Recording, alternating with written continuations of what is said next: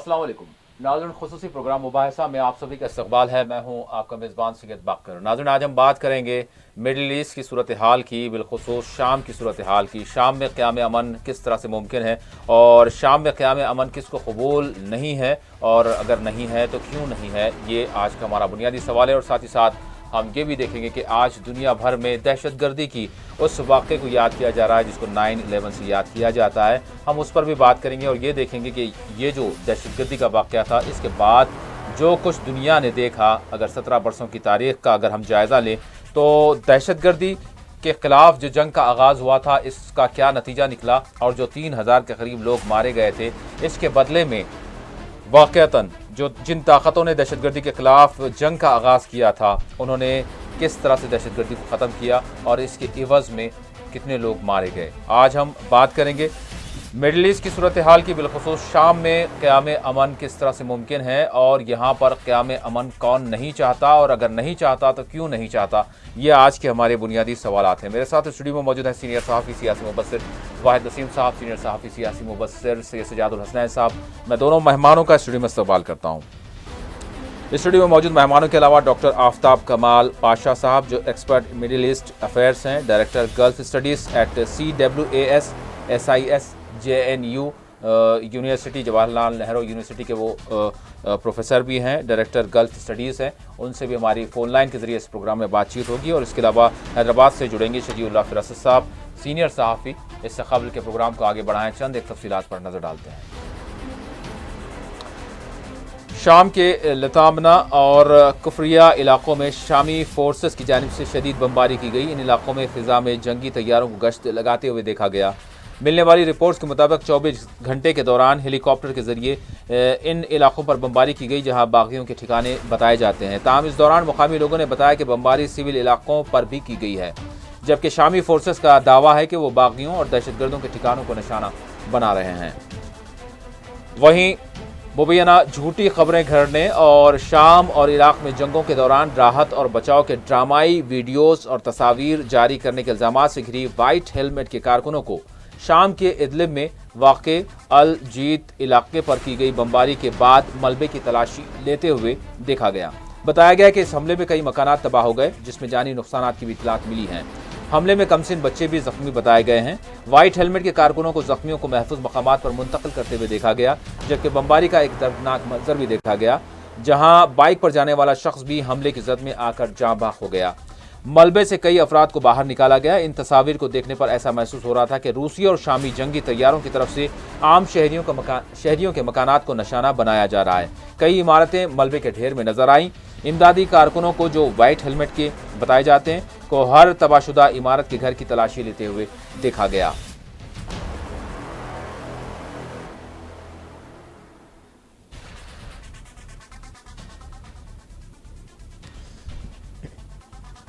इस दौरान शाम और रूस ने दावा किया है कि अमेरिका शाम में फास्फोरस बमों का इस्तेमाल कर रहा है। रूस की फौज ने भी दावा किया है कि 9 सितंबर को अमेरिका की तरफ से देरा अल जोर के इलाके में फास्फोरस बमों से हमला किया गया। शाम के रियासती वजीर अली हैदर का कहना था कि अमेरिका की पुष्ट पनाही वाले बाज़ ग्रुप भी शाम में सरगर्म है, लेकिन शामी हुकूमत इनका सख्ती से मुकाबला कर रही है और इनसे निपट रही है। दूसरी तरफ अक़वाम मुत्तहिदा के इंसानी हकूक़ से मुताल्लिक़ मामलात के सरबराह मार्क लोकोक ने इंतबाह दिया है कि इदलिब में एक बड़ी फौजी कार्रवाई सदी के बदतरीन इंसानी अलमिया को जन्म दे सकती है। जिनेवा में मीडिया से बात करते हुए उन्होंने कहा कि इस मामले से निपटने के लिए दीगर मुतबादिल तलाश किए जाएं, वरना ये 21वीं सदी में इंसानी जानों के ज़ाया होने की बड़ी वजह बन सकती है। ये बयान आलमी इदारे के अहदेदार का एक ऐसे वक्त बयान सामने आया जब शामी फोर्सेस अपने इत्तेहादियों रूस और ईरान के साथ इदलिब में बड़े फौजी ऑपरेशन की तैयारी कर रहे हैं। वहीं तुर्की के सदर रजब तैयब एर्दोगान ने कहा है कि शामी फौज की तरफ से इदलिब पर किया जाने वाला हमला तुर्की, यूरोप और दीगर ममालिक के लिए इंसानी और सिक्योरिटी खतरात का बाइस बनेगा। अमरीकी अखबार वॉल स्ट्रीट जनरल में शाये एक मजमून में एर्दोगान ने आलमी बरादरी पर जोर दिया कि इदलिब के मौजूदा हालात के लिए हरकत में आए। इनका कहना था कि अगर हमला हुआ तो पूरी दुनिया को इसकी कीमत चुकानी पड़ेगी। तुर्क सदर ने मजीद कहा कि आलमी बरादरी के तमाम अरकान पर लाजिम है कि वो इन हालात में अपनी जिम्मेदारियों को निभाएं, क्योंकि इदलिब पर खतरे का हमला मंडला रहा है। इस दौरान इतला मिली है कि जर्मनी शाम में मुमकिना फौजी कार्रवाई का जायजा ले रहा है।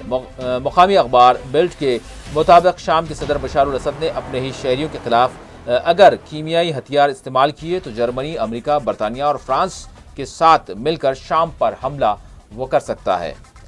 अमेरिकी सदर के मुशीर जॉन बोल्टन ने खबरदार किया है कि अगर शाम ने दोबारा अपने शहरियों के खिलाफ कीमियाई हथियार इस्तेमाल किए तो इसका सख्त जवाब दिया जाएगा। वाशिंगटन में प्रेस ब्रीफिंग के दौरान जॉन बोल्टन ने कहा कि अमेरिका, बरतानिया और फ्रांस इस बात से इत्तेफाक रखते हैं कि शामी हुकूमत की तरफ से शहरियों के खिलाफ दोबारा कीमियाई हथियारों के इस्तेमाल को बर्दाश्त नहीं किया जाएगा। इनका कहना था कि हम बरतानिया और फ्रांस के साथ भी रब्त में हैं। दूसरी तरफ जॉन बोल्टन ने बैनुल-अक़वामी फौजदारी अदालत पर पाबंदियां आयद करने की भी धमकी दी। उन्होंने कहा कि अगर आलमी अदालत किसी जज या ट्रिब्यूनल ने जंगी जराइम के मुकदमे में किसी हमले की फौजी या खुफिया इदारों के रुकन के खिलाफ कार्रवाई की तो इसके संगीन नताइज बरामद होंगे और आलमी अदालत को दिया जाने वाला फंड रोका जा सकता है।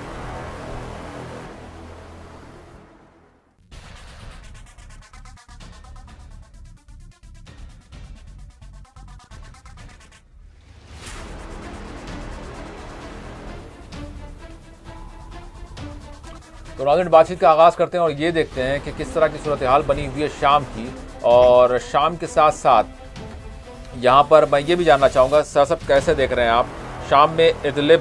क्या वाकई मतलब इस जंग का जो 7 साल से चल रही थी एक आखिरी गढ़ या मकाम बना हुआ है जो हर फ़रीक के लिए काफ़ी अहमियत का हामिल है? देखिए, अगर हम इस जंग को देखेंगे, 7 साल पुरानी इस जंग को देखेंगे तो जंग के इब्तिदाई दिनों ही में हाँ, रूस की मदद से ये जो इलाके हैं जो जंग का जो है असल मंबा थे, इदलिब, हल्ब, हामा, हम्स, जी, ये 4 सूबे, ये शहर भी हैं, सूबे भी हैं शाम के।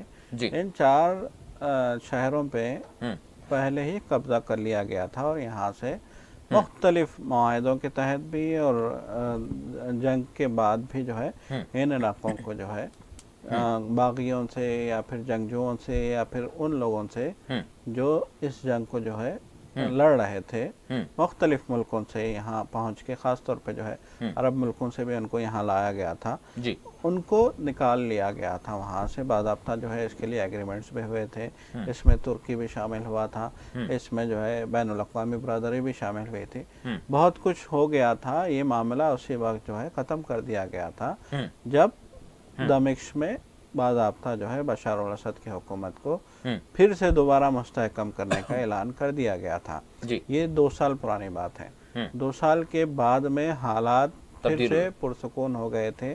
फिर से वहाँ एक ऐसा मालूम हो रहा था कि बहुत दिनों बाद शाम में जो है सुकून हुआ है। और फिर उसके बाद धीरे धीरे आपने भी देखा, हमने भी देखा किस तरीके से उन इलाकों से भी जो है लड़ाकों को हटा दिया गया था जो लबनान के सरहद से लगे हुए इलाके थे। वहाँ से भी जो है मुआहदों के तहत लोगों को बसों में भर भर के लबनान पहुँचाया गया था और बहुत सारे लोग जो है इजराइल भी गए थे। और ख़ास तौर पे जो है हम कुबानी शहर की बात करते हैं जी, और फिर उसके बाद हम मशरिकी शाम के उस शहर की बात करते हैं जिसको गौता कहा जाता है जी। उन शहरों को अगर हम देखते हैं तो उन शहरों में एक तरीके से बहुत भयानक जंग हुई थी जी, बहुत बड़े पैमाने पे यहाँ कार्रवाइयाँ की गई थी। बहुत बड़ी ताकत के बाद जो है इन इलाकों से लोगों को हटाया गया था, ख़ास तौर पे गौता से जी, जो दमिश्क का मशरिकी इलाका है। ये एक सूबा भी है, एक शहर भी है गौता। उस शहर को जंगजुओं से पाक कर दिया गया था और एक एग्रीमेंट के बाद बाज़ाब्ता बसों में भर भर के लोगों को वहाँ से हटाया गया था, उन लोगों को जो शामी हुकूमत के खिलाफ लड़ रहे थे जी। फिर अब अचानक जो है इदलिब में जंग शुरू होती है, जंग छेड़ दी जाती है। ये इस वक्त हुआ जब गौता में शामी फौजें बिजी थी, जब बशार अल-असद को लगने लगा था, बल्कि दुनिया ने भी देखा, मीडिया में भी ये खबरें आई थी कि ये आखिरी जो है पड़ाव है जंगजुओं का गौता, ये आखिरी जो है मरकज़ है, यहाँ जंग को हातमी शक्ल दे दी गई है। बशार अल-असद के खिलाफ मज़ाहमत करने वालों का ये आखिरी गढ़ है। इस गढ़ पे भी जो है 1 महीने की जद्दोजहद के बाद आखिरकार काबू पा लिया गया है। बहुत बड़े मुहासरे के बाद, बहुत बड़ी खूनरेज़ लड़ाई के बाद, बहुत बड़ी कार्रवाइयों के बाद इसको भी जो है कंट्रोल में ले लिया गया है शामी हुकूमत के, बशार अल-असद की हुकूमत के। उसके बाद शांति वहाँ पे हो गई थी, अमन हो गया था, बिल्कुल शांत हो गया था। ऐसा मालूम हो रहा था कि अब वहाँ हालात धीरे धीरे सुधरने लगे हैं। उसके बाद आपने भी देखा, हमने भी देखा, 1 महीने पहले भी दमिश्क की खबरें आई थी जी। दमिश्क में लोगों ने जाके जो है स्टोरियां बनाई थी मुख्तलिफ मीडिया वालों ने कि कैसे वहाँ पे ज़िंदगी लौट रही है, कैसे फिर से कहवा खाने जो है शाम के फिर आबाद होने लगे हैं, कैसे वहाँ पे जो है लोग अब मामूल की तरफ ज़िंदगी को लाने की कोशिश कर रहे हैं, कैसे वहाँ पे जो है तफरीक के मकामात भी जो है दोबारा से खुलने लगे हैं।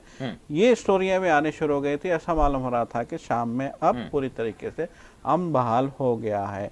लेकिन अब हम देख रहे हैं कि गुज़िश्ता 15 दिनों के दौरान एक बार फिर अदलिब मंजर पे है। खूनरेज वहाँ पे लड़ाई हो रही है, भयानक वहाँ पे जो है लड़ाई हो रही है। और वहाँ फिर से इतनी बड़ी तादाद में जो है लोग कहाँ से आ गए, ठीक है, इतनी बड़ी तादाद में लोगों को अदलीब में कैसे लाया गया और इतनी बड़ी तादाद में फिर से वहाँ जंग कैसे शुरू हो गई।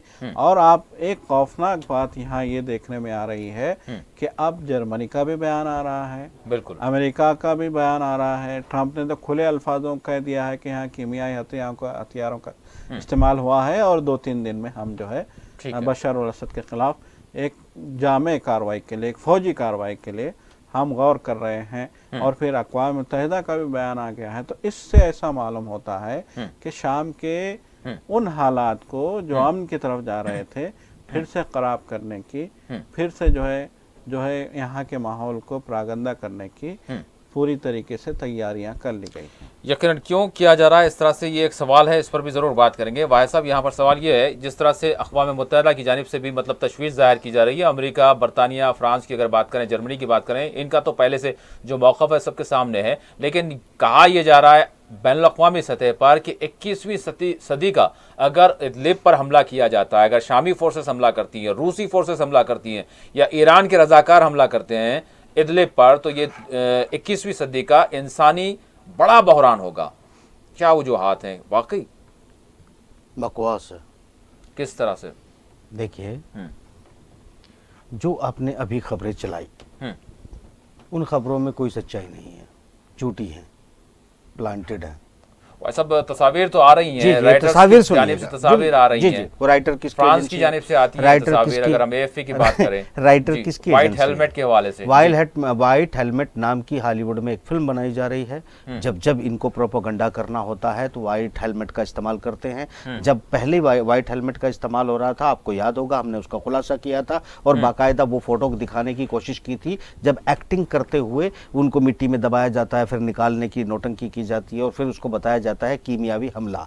देखिए, आज पूरी तरह से रूस और सीरिया और ईरान का कोलिशन, सुन लीजिए, आम अफराद की भी कहीं ना कहीं, मतलब कोई भी अगर बम धमाके करे, अगर हमले करे, तो इसमें आम अफराद को भी नुकसान पहुंचता है, उनकी भी, वो भी जख्मी होते हैं, उनकी भी जाने जाती है। जी, सुन लीजिएगा, इससे भी इनकार नहीं, इससे तो कौन इनकार कर रहा है कि आम इंसान की जिंदगी जाती है। मगर एक बात पर नोट कीजिए ना, पूरे इतिहास पर 1 महीने पहले भी आपने और हमने प्रोग्राम किया था, कुछ दिन पहले भी आपने किया था। हमने कहा था बाकायदा कि कीमियावी हथियारों के इस्तेमाल का बहाना करके अमेरिका, मैंने बाकायदा नोट करके कहा था, हमला करने की कोशिश करेगा, चूंकि अपने बेड़े जो है वो तैयार कर दिए हैं, अपने जंगी जो बेड़े हैं वो खाड़ी में भेज दिए हैं अमेरिका ने। और रूस ने एक बड़ा बेड़ा और 16 उसके सहयोगी बेड़े इस खत्ते में भेज दिए हैं, क्योंकि उनको पता है कि ये हमला करेंगे। तो मतलब कुल मिला के साफ बात है भाई, ये प्लांटेड है। और ये कीमियावी, जब जो जंग जीत चुके हैं, जो वहां पर आतंकवादियों को खत्म कर चुके हैं, जो बाकायदा सीरिया इजराइल से लगी हुई सीमाओं में जाके हमला कर रही है जो फौजें, उनको ऐसी कौन सी मजबूरी है कि वो कीमिया से हमला करेंगे या जैविक हथियारों का इस्तेमाल करेंगे? कोई मजबूरी नहीं है, हथियार इस्तेमाल करने की कोई जरूरत ही नहीं है, क्योंकि वहां पर रूसी और अब इजरायली और ईरानी कोलिशन जो है वो इतना मजबूत है। और एक बात आपको यहां पर और बता दूं, जो दूर दराज की बात है, इदलिब के अंदर जो है, चूंकि एक स्टेशन को डिस्प्यूट करने के बाद चीन का एक बड़ा मसला है। चीन यहां से अपना एंट्री गेट बनाना चाहता है गल्फ का। चीन का भी एक बड़ा गेम इसमें शामिल है। इसमें जो पुतिन की, अर्दगान की तरफ से जो एक विरोध आया है, ये विरोध आने का मतलब है रशिया चीन कोलिशन और इसमें जो है तुर्की भी शामिल है। वो एक मामला है कि इसको गेटवे बनाया जाए, जो कॉरिडोर है उसका, और यहां से इस गल्फ में अपने व्यापार अपनी चीजों को फैलाने का काम करेगा चाइना। तो यहाँ पर ये तो रही बात उस बयान की जो तुर्की की तरफ से आया है, इसके पीछे का खेल क्या है, और इससे आगे की बात हम करते हैं चूंकि दिखे भी, क्योंकि अपनी अपनी आवाम को, सीरिया को अपनी आवाम को जवाब देना है, ईरान को अपनी, और तुर्की अर्दगान को अपनी आवाम को जवाब देना है। तो अपनी जवाबदेही से बचने के लिए इन लोगों का भी एक मैनिपुलेशन है अर्दगान के बयान के पीछे। और जहां तक ये हथियार की फास्फोरस की, जैसे रात पर फ्रांसीसी जहाजों ने फास्फोरस गिराया है, वो फ्रांसीसी जहाजों ने फास्फोरस गिराया, वो उसकी कोई खबर चलाने के लिए तैयार नहीं है, दिखाने के लिए कोई तैयार नहीं है। बहरहाल ये बातें करना कि वो जैविक हथियारों का इस्तेमाल खुद ये लोग करते हैं। और ये व्हाइट हेलमेट जो शूटिंग की तस्वीरें आपको आती है, आप देखिएगा वीडियो में, जो बच्चा है वो कैमरे की तरफ देख रहा है, ये जो भागने वाला है पहले कैमरा सेट करता है, कैमरा सेट करने के बाद फिर बचाने के लिए भागता है। आप जिस औरत को वो उठा रहे हैं उसकी चाल, उसकी चीजें जो टूट के गिरी है, जो हाथ पकड़ने की बात आपको दिखाई देगा कि सही सलामत है। ये टोटल स्टूडियो में प्लांटेड है। ये तो मैं इसका पहले भी आप जाइएगा, इसकी शूटिंग के हालात देखिएगा, ये पूरी जो एक फिल्म शूट की जा रही है उसकी बात है। इसकी वजह क्या है, देखिए आप अपनी बात जारी रख सकते हैं, मगर दोबारा इस पर सवाल पे आ सकते हैं। ट्विंस टावर को गिराने का जिसका ये कल जश्न मनाएंगे, वो इसी षड्यंत्र का एक हिस्सा था, और उसको षड्यंत्र के तहत खुद अमेरिका ने गिराया था। मैं आगे इस बात का जवाब देना चाहूंगा। ये नौटंकी करते हैं, काहे का जश्न मनाते हैं, किस आतंकवादी ने गिराया था, इसमें सबूत देने की कोशिश करूंगा। जी सर साहब, यहाँ पर अगर हम बात करें तो सवाल यहाँ पर ये उठता है, जिस तरह से इदलिब में जो अगर यहाँ पर वाक़ईतन अगर अमन कायम हो जाता है, या फिर जो शोरिश यहाँ पर अभी बाकी है, या फिर जो अगर हम कहें कि बागी वहाँ पर मौजूद हैं, इनका सफाया करना शाम का मकसद है, लेकिन तुर्की मुदाखलत कर रहा है। तुर्की कह रहा है कि अगर इस तरह का हमला होता है तो यहाँ पर जो है अमन दरहम बरहम हो जाएगा। तुर्की ने भी जो मतलब कार्रवाइयाँ की हैं अगर हम देखें तो, जिस तरह से कुर्द इलाकों में, तो यहाँ से सवाल ये उठता है कि कुर्द आज जो है तुर्की इसकी मुखालिफत कर रहा है। जी बिल्कुल, देखिए जोग्राफियाई लिहाज से अगर हम देखें तो ये इलाके तुर्की के बहुत करीब हैं। यकीनन अगर यहाँ बहुत बड़ी जंग होती है, बहुत बड़ी कार्रवाइयाँ होती हैं, तो तुर्की तबाह हो सकता है, तुर्की के लिए खतरात पैदा हो सकते हैं। लेकिन ये एक अलग बात है, बहुत बड़ी जंग की गुंजाइश ही नहीं है। देखिए तुर्की एक यानी आप कह रहे हैं कि जंग हो गई। देखिए ये एक अलग बात है, तुर्की का खौफ अपनी जगह है, लेकिन यहाँ जो बैनुल अक़वामी बिरादरी, खास तौर पे जो है गुज़िश्ता रोज जेनीवा में जो बयान आया था अक़वाम मुत्तहिदा का, उसमें जिस तरीके से अक़वाम मुत्तहिदा का स्टेटमेंट था कि इस सदी का, बल्कि आलम इंसानियत का ये सबसे ज़्यादा जो है इंसानी हुकूक़ की पामालियाँ हुई हैं इस इलाके में, उस लब व लजे को अगर हम देखते हैं जी, तो इस बात का यहाँ इशारा मिलता है कि बशार अल असद की मौजूदगी अभी भी अमेरिका को हजम नहीं हुई है। वो एक तरह की उस हार को वो कबूल नहीं कर पा रहा है। उसको लगने लगा है कि अगर वो इस हार को मान लेगा तो फिर दुनिया में उसकी जो दादागिरी का जो एक उसने जो एक हवा खड़ा किया हुआ था वो खत्म हो जाएगा। वो हो चुका है। बिल्कुल, वो जो डर का जो उन्होंने एक माहौल बनाया हुआ था, दुनिया में एक मुल्क है उसको छोड़ के बाकी सब जगह खत्म हो चुका है। बिल्कुल, जो माहौल बनाया हुआ था वो खत्म हो जाएगा। तो ये जो सूरत हाल है, ये सूरत हाल अमेरिका को बेताब किए हुए है। और जहां तक मुझे लगता है इदलिब का जो ड्रामा अभी रचा गया है, उसका मकसद यही है कि एक बहाना तराशा जाए। देखिए जिस तेजी से बयान आ रहे हैं, आप देखिए गुज़िश्ता 3-4 दिन की खबरों को आप नोट कीजिए, बहुत सख्त।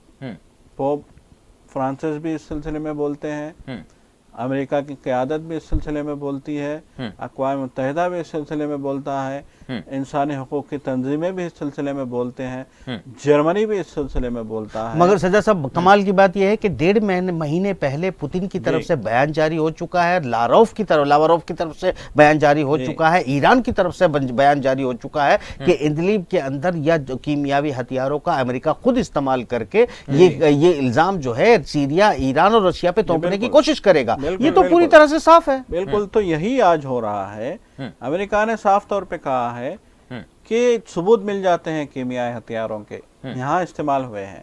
देखिए पहला दावा यह है कि यहाँ इस्तेमाल हुए हैं। दूसरा दावा यह है कि अगर हमें सबूत मिल गए तो फिर शाम को कोई नहीं बचा सकता। सीधे हमारे हमला वार से करेंगे, जिसके लिए हमारे बेड़े पहले ही हमले। भेजे जा चुके हैं। बिल्कुल बिल्कुल। तो एक मानव में हम क्या ये क्या कह हम सकते इसको हैं। मतलब एक धमकी समझे? धमकी- क्योंकि इससे पहले भी जो है आप हमला कर चुके हैं और हमले का नतीजा क्या रहा वो सबके सामने है। बिल्कुल एक धमकी है अमेरिका की तरफ और से। खोखली धमकी है, मुंह की खाए। अब देखने वाली बात यही है कि इस धमकी पे अमल भी करता है या फिर इस धमकी के पसे पर्दा वो कुछ और जो है एग्रीमेंट्स, कुछ और मुआहदे कराने के जो है दर पे है। जो भी होगा अगले आने वाले दिनों में, जिस तरह का, जैसा कि मैंने कहा, जिस तरह का लब लहजा है अक़वाम मुत्तहिदा का भी और जिस तरह का लब लहजा है जर्मनी का भी। पहली बार हमने जर्मनी को इंतहाई जारहाना मोड में देखा और कहा है, जर्मनी का ये बयान है कि हम भी इस कार्रवाई में हिस्सा लेंगे। इसमें अमेरिका ये के बात साथ। भी आप समझ लीजिएगा ना कि ये पूरी तरह से कोलिशन बनाया गया है। हाँ, बिल्कुल। जिसमें एक तरफ तो इन्हीं कुर्दों के, जिनके हिफाजत के नाम पर तुर्की को सामने देख रहे हैं ना,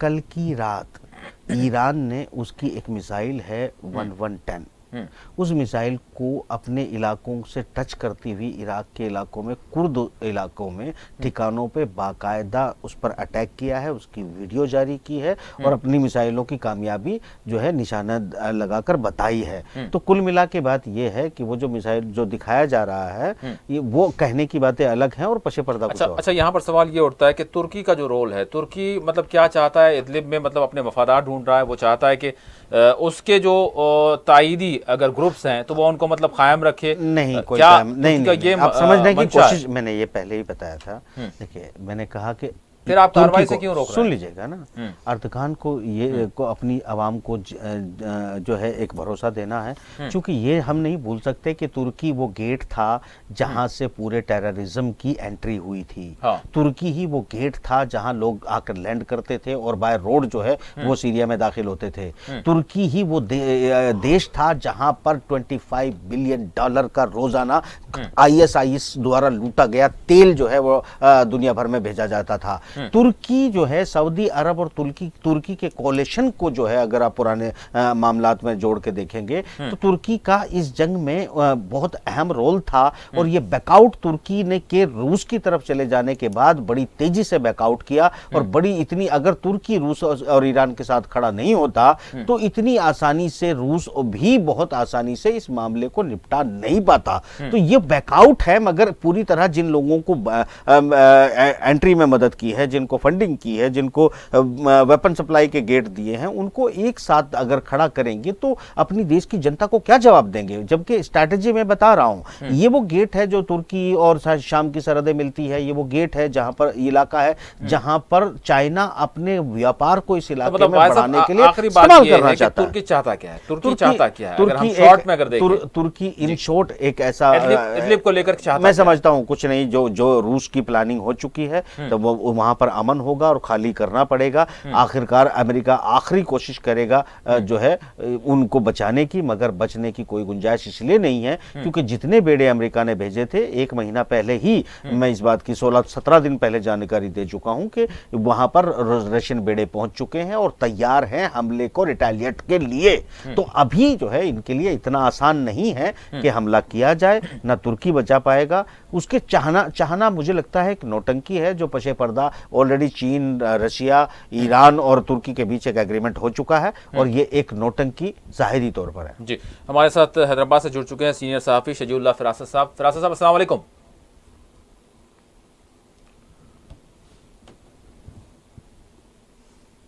ग़ालिबन शायद राबता नहीं हो पाया। सर साहब, यहाँ पर सवाल यही उठता है कि अब कब तक ड्रामा ये चलता रहेगा? तुर्की के हवाले से वाहिद साहब का कहना यह है कि वो ईरान और रूस के साथ जो ईरान और रूस चाहते हैं, मतलब ये उनसे इत्तेफाक रखता है, लेकिन बज़ाहिर उसके कुछ इंटरनल मसाइल हैं जिसके तहत तैयब एर्दोगान का रुख कुछ और नज़र आता है। लेकिन यहाँ पर आप क्या देखते हैं जो जर्मनी का रुख तब्दील हुआ है? जर्मनी खासतौर पर इसमें इंटरेस्ट ले रहा है। बिल्कुल, ये हैरत अंगेज बात यही है कि जर्मनी न सिर्फ इंटरेस्ट ले रहा है बल्कि इस जंग में अहम फरीक बनने को भी तैयार है। हाँ। बल्कि बयान भी दाव देता है कि अगर कीमियाई हथियार इस्तेमाल किए गए हैं शामी फौज की जानिब से इदलिब में, तो हम शाम पे हमला करने में कोई आर नहीं समझेंगे। बाज़ाब्ता ये स्टेटमेंट जर्मनी का आना ये हैरत अंगेज भी है और इससे ये इशारे भी मिलते हैं कि यूके से दूरी के बाद अब अमेरिका बरतानिया को जर्मनी को करीब करने की कोशिश में कामयाब हो गया है या फिर जर्मनी को अपना एक अहम फरीक बनाने में वो कामयाब हो गया है। वरना अब हम माजी की तारीख की अच्छा, हम देखते हैं कि जर्मनी और तुर्की के दरमियान भी फिलहाल जो है तलखियां हैं कई एक मामला को लेकर, खास तौर पे जो है पनाहगुज़ीरों को लेकर इनमें बहुत ज्यादा तलखियां पाई जाती हैं। तो अब हम ये देख रहे हैं कि जर्मनी, आपको याद होगा मादी में जैसा कि अभी वाहिद नसीम साहब ने जो है जिक्र किया था 9/11 का, 17 साल पहले अमेरिका के शहर न्यूयॉर्क में ट्विन टावर्स की इमारत पे जो खौफनाक हमला हुआ था, उस हमले के बाद अमेरिका के साथ एक तुकून बना था जी, फ्रांस और बरतानिया का। बिल्कुल। और आज वो तुकून नजर नहीं आ रहा है 17 साल बाद हो। तो अमेरिका के लिए ये लाजमी था कि वो एक और ताकत को अपने साथ जोड़े। बरतानिया अपनी उलझनों में उलझा हुआ है, फ्रांस अब इस तरह के जो है मामलात में फरीक बनना नहीं चाहता है। तो ऐसी सूरत में उसको यूरोप से एक ताकतवर मुल्क चाहिए था। यूरोप में 3 ही मुल्क देखिए दिफाई एतबार से ताकतवर माने जाते हैं। लेकिन जर्मनी, साहब यहाँ पर सवाल ये, जर्मनी के क्या मफादात हैं? अगर वो इस जंग में पड़ता है या फिर अगर इदलिब में चाहता है कि अपनी फौजें उतार दे, तो मतलब वो क्या अपने मफादात तकमील करना चाहता है? देखिए, जर्मनी के मफादात शाम से जुड़े नहीं हैं। ठीक है, जर्मनी ने शाम से पनाहगुज़ीर लिए थे, वो उसकी अपने एक अलग मजबूरी थी। आमतौर पे तो यही कहा जाता है कि जर्मनी ने लिए इसलिए थे कि वहाँ पे मैन पावर की जर्मनी को बहुत ज़रूरत थी।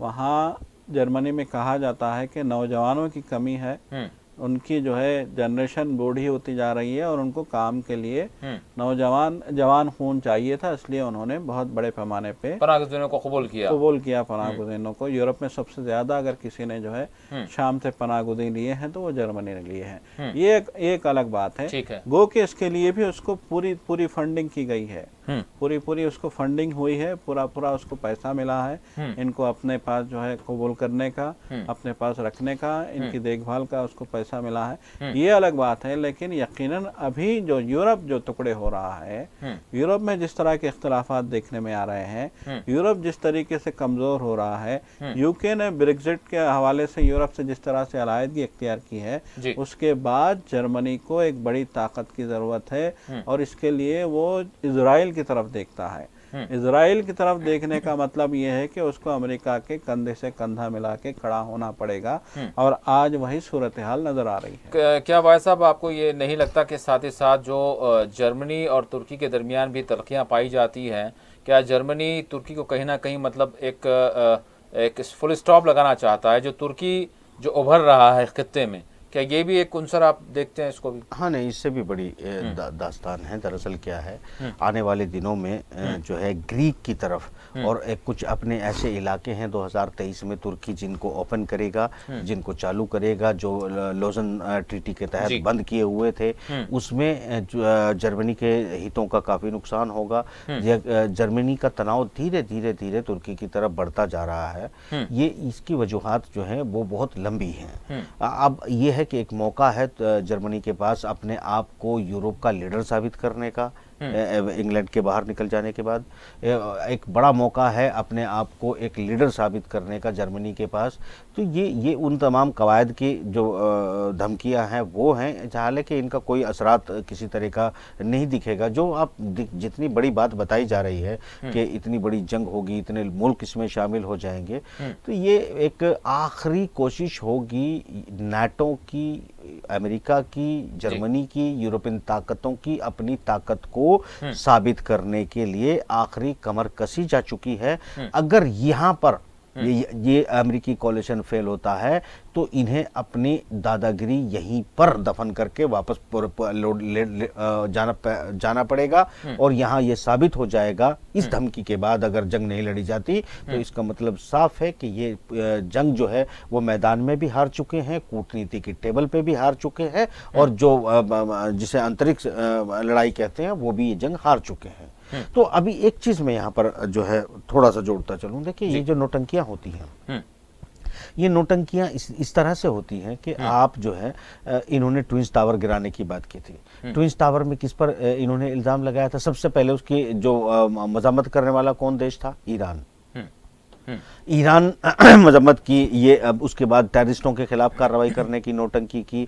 असल मकसद क्या था? इन्होंने सऊदी अरब को जो है बढ़ावा दिया, उनके साथ मिलके अफगानिस्तान में जो इन्हें अटैक करना था वो किया, और तमाम खित्ते में जो आतंक मचाना था इराक में वो मचाया।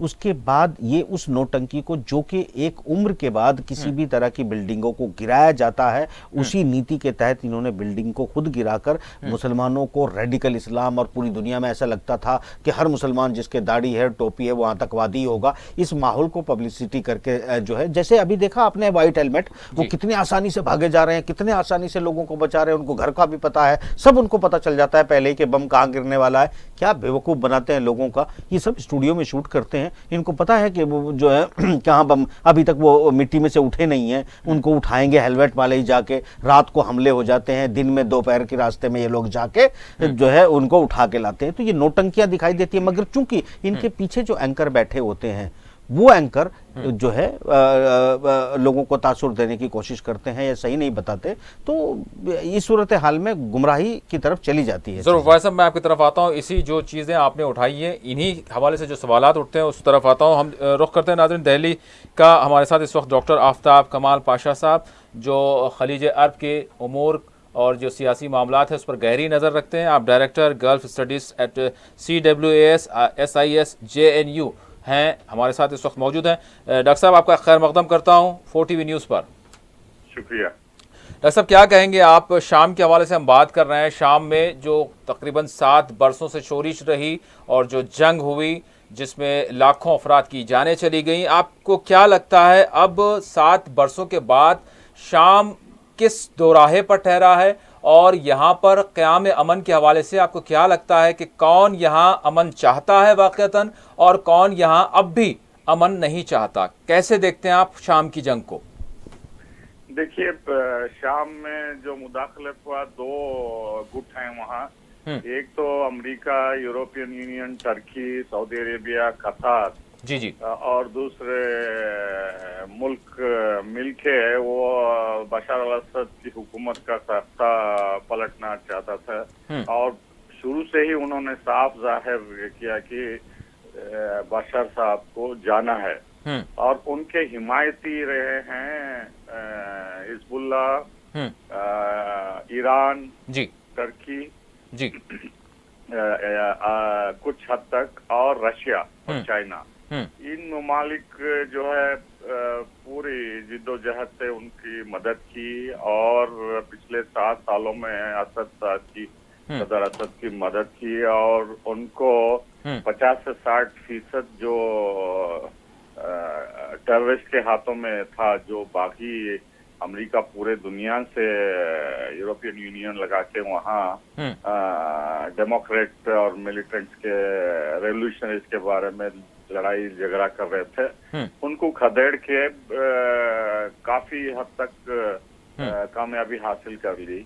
और 2 ही इलाके हैं जो उनके कब्जे में नहीं है। एक तो जो कुर्द बाशिंदे हैं शुमाल में और मगरिब मशरिक में, उनके साथ भी बातचीत चल रही है असद की, और वो शाम की हुकूमत से मिलके वहाँ सिक्योरिटी कंट्रोल करना चाहते हैं। लेकिन एक इलाका अभी जो असद के कंट्रोल में नहीं है, वो इदलिब है, अलेप्पो है, जो तुर्की के बॉर्डर से मिलता जुलता है, जहाँ पे पूरे शाम में जो अल-कायदा, जबहत उन-नुसरा और दूसरे बागी थे, उनको वहाँ जाने की रूस की मदाखलत से वहाँ पहुँचा गया।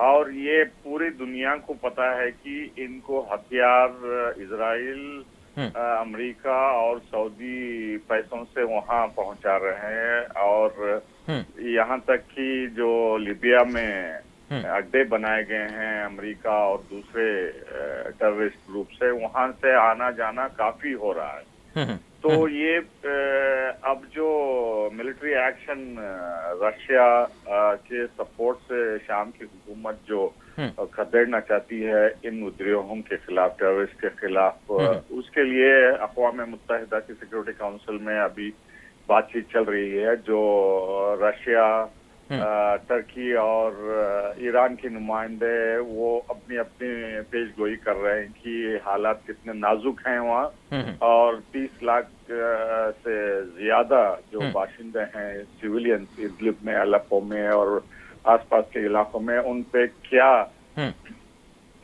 असर हो सकते हैं और सिविलियंस को कैसा वो बंदी बना के रखे हैं और बाहर जाने की इजाजत नहीं दे रहे हैं। जी जी। क्योंकि इसमें टर्की और रशिया के बीच कोई इत्तेफाक नहीं है, और टर्की और ईरान के बीच में भी कोई इत्तेफाक नहीं है, और तीनों देश जो गारंटर के नाम से जाने जाते हैं उनमें कोई इत्तेफाक नहीं है। और मेरे ख्याल से रशिया और शाम की हुकूमत मिलकर उनको धीरे धीरे स्टेप बाय स्टेप लिबरेट करना चाहते हैं जी। और दूसरे इलाकों। डॉक्टर साहब, मैं यहाँ पर ये जानना चाहूंगा, जिस तरह से आपने कहा, जो कुछ मतलब तस्वीर आपने पेश की, जो बताया आपने, तो क्या यहाँ पर ये समझा जाए कि अमेरिका का जो कोalition है वो यहाँ पर जंग बपा रखना चाहता है? क्या वो अमन नहीं चाहता? यहाँ पर ये बात सामने आ रही है।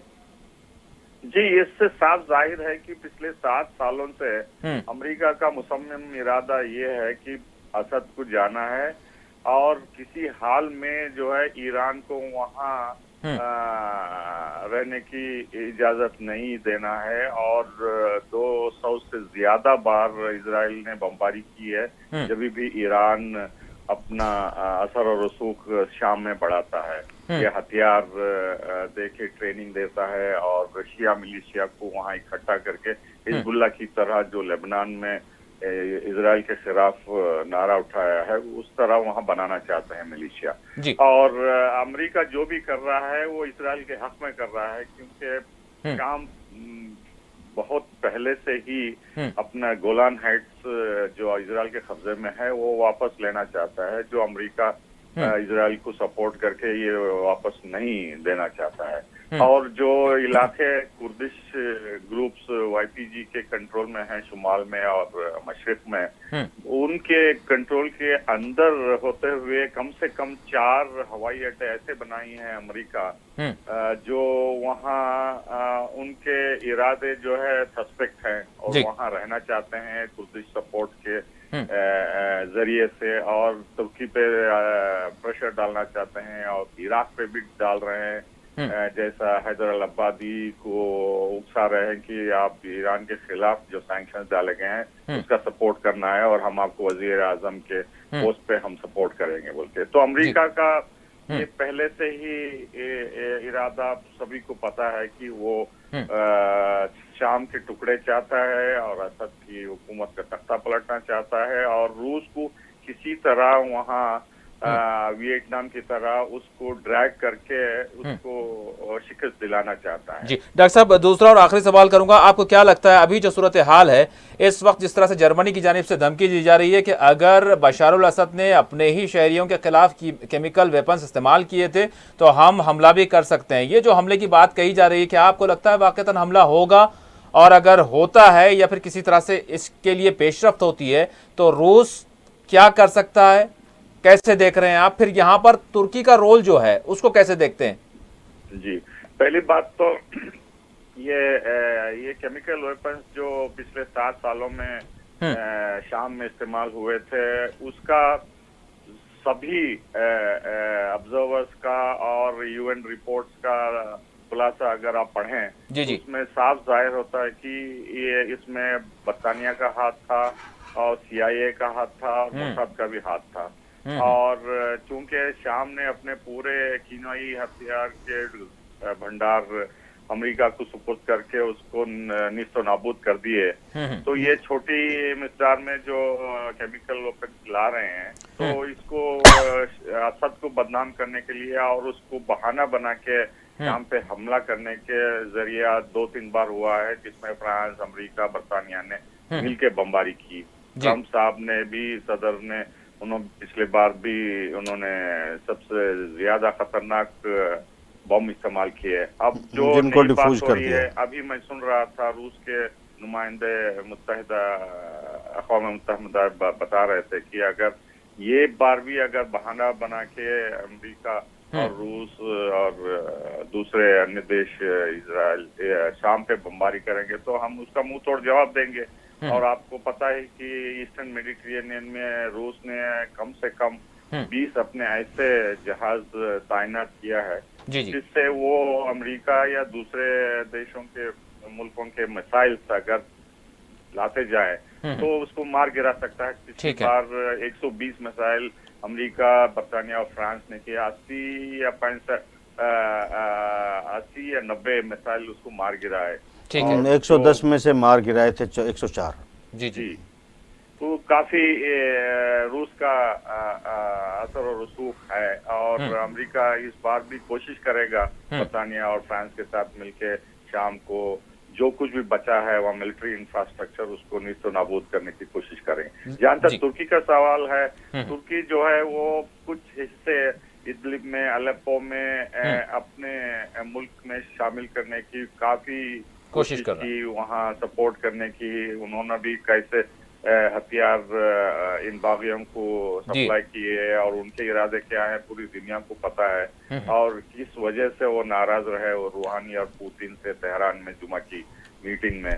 तो उनके इरादा तो शाम का हिस्सा कुछ हड़पने की कोशिश कर रहे हैं, लेकिन मेरे ख्याल से रूस उस पर नाराज रहा और शाम की फौज भी जो है उसको पूरे घेरे में ली है अलेप्पो और इदलिब की इलाकों में। और मेरे ख्याल से काफी खून खराबा होगा जो दूसरे इलाकों में भी हुआ है। लेकिन ये जंग जो है आखिरी मेरे ख्याल से होगी, ठीक है, बाद हो सकता है वहाँ अमन कायम हो जाए।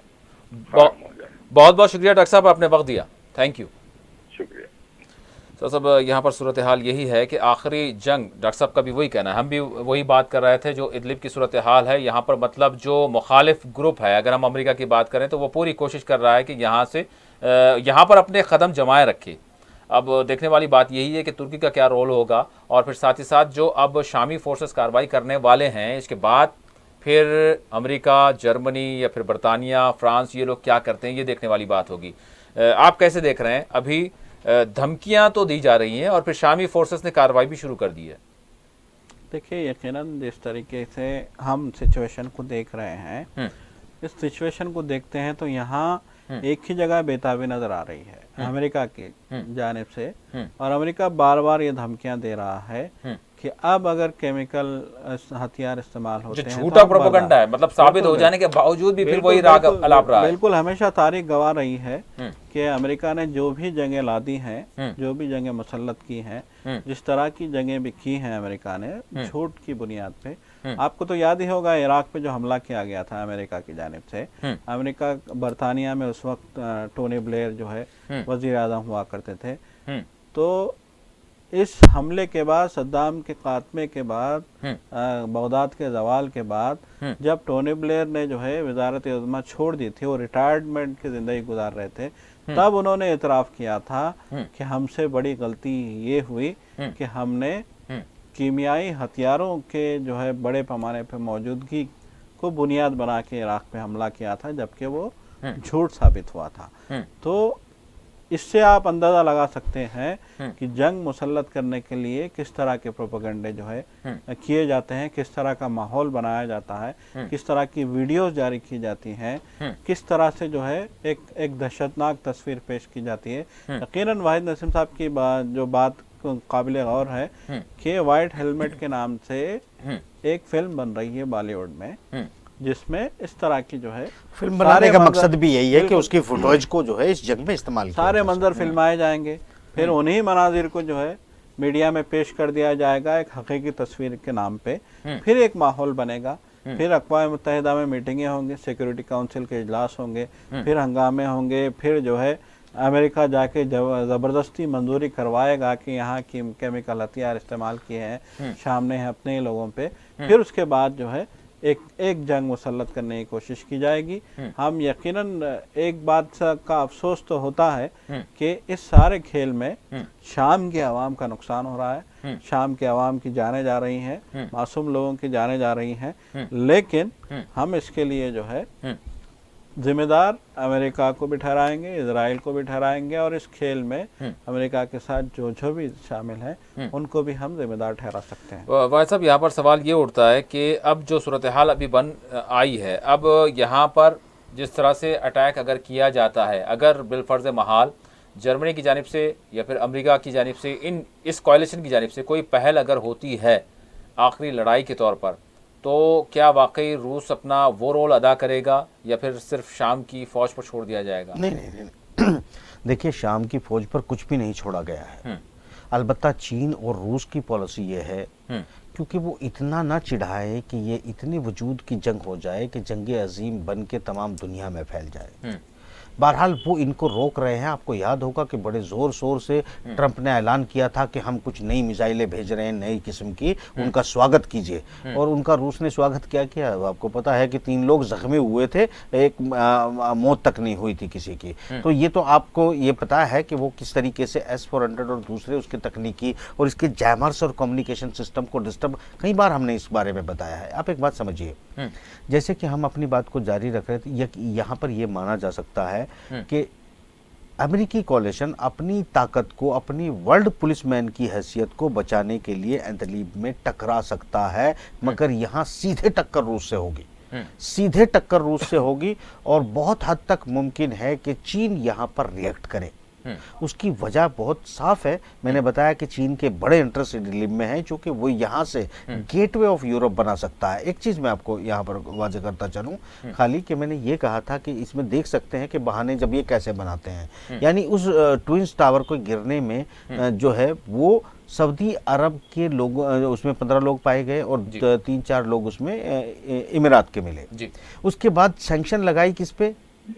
अफगानिस्तान पे, तालिबान के ऊपर, तालिबान की हुकूमत को गिरा दिया। यानी इस वक्त कार्रवाई आतंकवादियों को का नाम लेकर किस पर कार्रवाई की गई? ईरान के ऊपर। तो सवाल ये है कि जब एक साफ चीज दिखाई दे रही है, डॉक्टर साहब ने भी बोला है, हम भी 10 बार ये बात बता चुके हैं कि फंडिंग करके इनको बेसिकली क्या था, ये लड़ाई एक तरफ ये होता है कि कल मस्जिद अक्सा में एक जो है यहूदी शराब लेके घुसता है, शराब पीता है, बेहुरमती करता है, उस पर कोई बयान नहीं आता। दूसरी तरफ जो है वो जो अभी कार्रवाई होने जा रही है या कोई भी मामलात होते हैं तमाम, इसमें इजिप्ट का और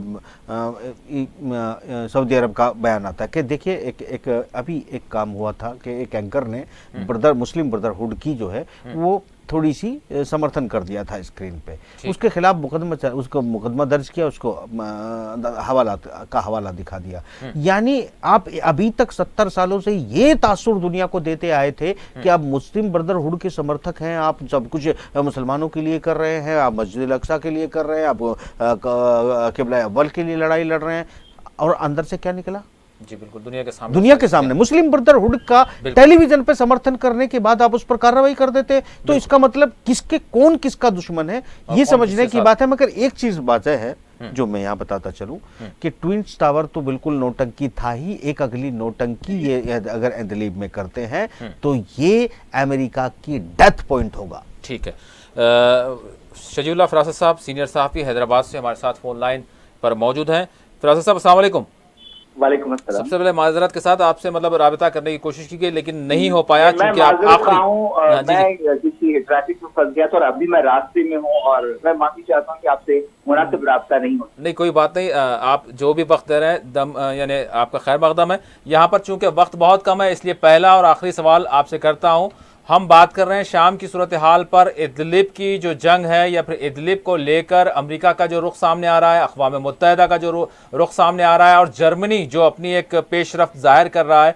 तो मैं यहाँ पर आपसे ये जानना चाहूँगा कि अब ये जो सूरत हाल है, यहाँ तक कह दिया जा रहा है कि अगर इदलिब में हमला किया जाता है शामी फोर्सेस की जानिब से, रूस की जानिब से, तो फिर ये 21वीं सदी का एक इंसानी अलमिया और बहरान बन जाएगा। कैसे देख रहे हैं आप, क्या कहेंगे आप? देखिए, मैं एक मगरबी अखबार की आज सुर्खी देख रहा था, अक़वाम मुत्तहिदा किसी ओहदेदार के हवाले से वार्निंग दी गई थी कि इदलिब में 100 साल का सबसे बदतरीन कोहरान पैदा होगा। मैं समझता हूँ कि इससे बड़ा झूठा बयान कोई नहीं हो सकता, क्योंकि इन 100 साल में पहली आलमी जंग हुई, दूसरी आलमी जंग हुई और दूसरे कई मामला हुए जिनमें न्यूक्लियर यानी मसाइल की, न्यूक्लियर बम जो गिराए गए, हिरोशिमा नागासाकी के बम भी आप भूल नहीं सकते, वो भी शामिल है। बहरहाल ये एक बहुत बड़ा झूठ है और ये भी झूठ है कि ये जो देखिए असल में ये तकलीफ मगरबी ममालिक को ये तकलीफ है, मगरबी ममालिक को ये तकलीफ है कि जो है इनके जो छोड़े हुए लोग थे, सीरिया का बहरान एक फैब्रिकेटेड बहरान है, बाहर से इसको इंपोर्ट किया गया है, ये बहरान, और कई दुनिया के कई ममालिक से सीरिया में लोगों को जमा किया गया, तुर्की की सरहद से लोगों को अंदर भेजा गया। तो इन लोगों और ये जो सीरिया में पे दर पे सीरिया की हुकूमत ने फतवाहत हासिल की है, इसके नतीजे में क्या हुआ कि एक यानी हर मकाम से जहां जहां सीरिया की फौज का कंट्रोल हुआ, वहां से लोग इदलिब में जमा होना शुरू हुए और ये तमाम इन्हीं के मगरबी ममालिक और उनके इलाका इत्तेहादियों के लोग हैं और अब उन्हें तकलीफ है कि इन तमाम लोगों पर एक साथ फैसलाकुन वार हो सकता है। इसके नतीजे में ये इन लोगों की तड़प है और वो इस बात को बर्दाश्त नहीं कर पा रहे हैं। और जहां तक देखिए इससे पहले भी हमने बात की है, कई मरतबा केमिकल अटैक की बात है, ये क्राइसिस एक्टर्स को हरकत में ला सकते हैं ये लोग और एक तरह से केमिकल हमले के बहाने से हमला कर सकते हैं, जब अभी जिस तरह के पहले हुआ। अब मुझे आप ये बताएं कि बशार al-असद तय दर पर इतनी फतूहात हासिल करने के बाद क्या वो इसी तरह इदलिब को उन लोगों के रहमो करम पर छोड़ देंगे जो तमाम दुनिया से जमा हुए हैं? देखिए वहां पर मकामी लोगों के साथ साथ यूनाइटेड नेशंस का ऑन रिकॉर्ड बयान है कि 10,000 से ज्यादा बैरूनी दहशतगर्द वहां पर है। तो क्या इन लोगों को छोड़ दिया जाए? ये वो लोग हैं जिन्होंने इंसानों के कलेजे चबाए हैं, ये वो लोग हैं जिन्होंने प्रोफेशनल किलर है, डालकर लोगों को आग लगाई है, पानी में डुबोया है, लोगों के गले काटे हैं, उनके वीडियोस बनाए हैं। तो मैं आपसे ये पूछना चाहता हूं कि अगर इदलिब में ये यानी ऑपरेशन नहीं तो क्या किया जाए? बेहतर है सबसे, अगर मगरबी मुल्क चाहते हैं कि इस बहरान का हल निकले तो उन्हें चाहिए कि इदलिब में जबहतुल फतह और जो दूसरे जबहतुल वतनिया जैसी तंजीमें हैं उन लोगों को सरेंडर कराएं और उसका कोई हल निकालें। अगर वो पूरे से बचना चाहते हैं तो उन लोगों को चाहिए कि वो सरेंडर करें। इसके सिवा मुझे कोई दूसरा सूरत नजर नहीं आती और ऑपरेशन ही एक रास्ता हो। जी फिरासत साहब, आखिरी सवाल, आखिरी बिल्कुल इख्तिसारन ही जवाब चाहूंगा कि मतलब क्यों नहीं चाहते शाम में अमन कायम होना? क्यों मतलब यहाँ पर अगर जंग भी करवाई गई या जंग मुसल्लत की गई या फिर दहशतगर्दों को यहाँ जमा किया गया तो वजूहात क्या हैं? आज भी शिकस्त को तस्लीम नहीं किया जा रहा है और क्या चाहते हैं मतलब शाम में अदम इस्तेहकामी को बनाए रखने के हवाले से? ये जो फरीक है या फिर एक कोalition है, ये चाहता क्या है? देखिए ये जितने ये लोग थे सीरिया बहरान को पैदा करने में अरब बहार के दौरान ये पैदा किया गया, हर एक की अलग अलग यानी वजूहात थी, लेकिन जो सबसे बड़ी वजूहात है कि यानी दुनिया में जो इस्तेमारियत और जो यानी ज़ायनिज़्म है उसको कबूल ना करने वाले गिने चुने ममालिक में सीरिया की हुकूमत आती है। इसके नतीजे में सीरिया को सजा दी गई, उसके मकामी इत्तेहादियों को जो है बरगलाया गया, उनका इस्तेमाल किया गया, जिनमें तुर्की शामिल है, सऊदी अरब शामिल है, इसराइल शामिल है। मैं बताना चाहूंगा कि इसराइल इस बहरान में इन ममालिक का साथ था और जो ISIS है और दूसरी मिलिटेंट तंजीमें हैं उन लोगों को भरपूर मदद इसराइल की हासिल रही है और इसकी वजह से यानी जो मदद है और उसके नतीजे में कई लोग जो है इसराइल में इन जख्मियों का इलाज भी हुआ था जो यानी जख्मी हुए थे ISIS के लोग और दूसरे लोग। और हालिया में हमने देखा है कि जब सरहदी इलाकों में गोलान पहाड़ियों के करीब के इलाकों में सीरियन फौज का कब्जा हुआ तो ये तमाम मिलिटेंट ग्रुप जो यानी इनके छोड़े हुए लोग थे वो सीरिया में गए हैं और वहां से जॉर्डन गए हैं। तो सारे वेपन भी वहां से इजरायली मिले हैं।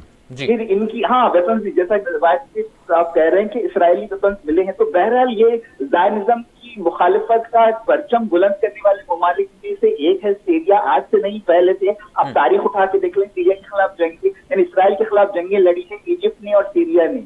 तो जो है ये बुनियादी वजह मुझे यही नजर आती है, वही एक सजा ये निजाम इनकी आंखों में खटकता है, इसकी वजह से उसे निशाना बनाने की कोशिश की गई। और हम में से ज्यादातर लोग जो मगरबी ममालिक का प्रोपेगेंडा है जो व्हाइट हेलमेट के जरिए किया जाता है, इनके प्रोपेगेंडा के असर में आकर हम उसके खिलाफ बोलते हैं और हम एक तरह से इसराइल की तारीफ करते हैं। जी बिल्कुल। जी फायद साहब, आप कुछ कहना चाह रहे थे? मैं सिर्फ एक सेंटेंस में यहाँ ये जवाब देना चाहूँगा कि दरअसल तमाम हुकूमतों में, तमाम देशों में बड़ी बड़ी कंपनियाँ इजराइलियों की हैं, जोइनियों की हैं, और बड़ा फंड करके अपने फंडिंग मैनिपुलेशन से, डॉलर और यूरो के मैनिपुलेशन से ये तमाम लोगों को मजबूर किए हुए हैं। और सिर्फ अगर किसी के वजूद को ख़तरा है, अगर यहाँ पर अमेरिका तलीब में फ़ाइट नहीं करता, ब्रिटेनिया, फ्रांस, ये सब लोग इनको मदद नहीं करते, और यहाँ पर अगर बशर अल असद अपना कब्जा का मुकम्मल कर लेता है, तो ये ऐलान होगा कि अगले बार अब हिजबुल के साथ मिलके तमाम चीज़ों के साथ आगे यहाँ पर इजराइल मौजूद नहीं रह सकता, चूंकि हरा कर इनकी तमाम ताकत का बैकआउट करने का ऐलान होगा। अब बाकी की जो कुछ अड्डे बचे हैं, जो बना चुके हैं मुकम्मल तौर पर सीरिया के अंदर जो है अमेरिकी फौजें, अगली वो टारगेट होंगी और इजराइल टारगेट होगा, यानी यहाँ मुकम्मल हार का ऐलान हो जाएगा। ठीक है, बहुत बहुत शुक्रिया वाहिद साहब, शजीउल्लाह फिरासत साहब और सजाद साहब। मैं तीनों मेहमानों का शुक्रिया अदा करता हूँ। यकीनन नाज़रीन, जिस तरह से अगर हम देखें शाम में जो तबाही मचाई गई, जो लाखों अफराद की जानें गई, इसके जो मकासद हैं वो सामने अब आ रहे हैं। यकीनन जो पहले का दौर हुआ करता था, इसको एक अवामी इनकलाब इसको करार दिया गया। बहार अरब के मौके पर इसको एक सिविल एक इनकलाब की इसको तस्वीर के तौर पर पेश किया गया, लेकिन उसके बाद जो देखा गया, यहाँ पर बाहर से जंग को मुसल्लत किया गया, जिसके बाद लाखों अफराद की जानें चली गई।